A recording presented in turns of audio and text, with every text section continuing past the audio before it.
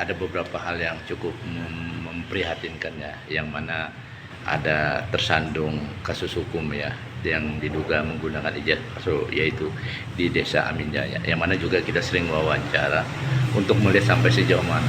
Nah, saat ini saya dengar informasi sudah naik ke tahap 2 dan sudah proses tahanan kota. Nah, PMD menyikapinya bagaimana nih? Apakah ini dihentikan sementara atau masih berlanjut? Karena kan bisa mengganggu stabilitas administrasi gitu. Bagaimana, Pak? Sementara ini kami tetap masih memantau, karena artinya karena ini sudah menjadi ranah hukum, maka kami harus mengikuti atau proses hukum yang berjalan. Jadi langkah yang kami ambil tentu harus melihat proses hukum yang berjalan. Untuk saat ini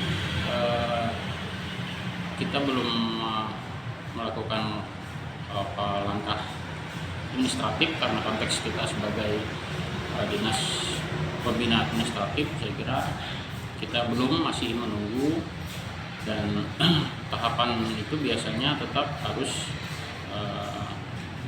ada semacam laporan dari camat atas proses yang terjadi. Nah, sampai saat ini kita masih belum ada laporan, kita masih menunggu, tapi saya kira memang wajar karena proses hukumnya kita masih tunggu.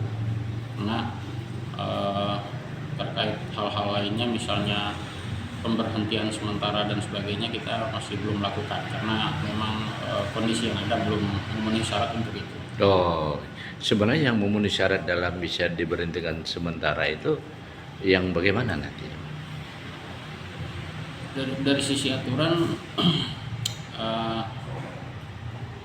yang pertama ancaman di atas 5 tahun. Ancaman di atas 5 tahun. Di atas 5 tahun. Kemudian prosesnya sudah pada proses penuntutan. Oh, sudah dalam penuntutan gitu. Penuntutan.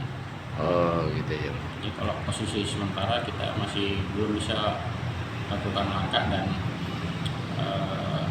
pihak yang melakukan pengawasan melekat itu pihak kecamatan. Jadi pada konteks administratif di kami masih belum sampai. Oh, masih berarti tingkat kelayakan administrasi masih bisa jalan gitu ya? Masih bisa jalan. Jadi masyarakat walaupun mengurus dalam kebijakan apapun itu masih bisa jalan gitu ya? Artinya belum ada proses yang tertahan atau bermasalah. Oke. Nah, harapannya Bang kepada desa-desa lain yang sampai ini merupakan salah satu percontohan yang tersandung kasus ini.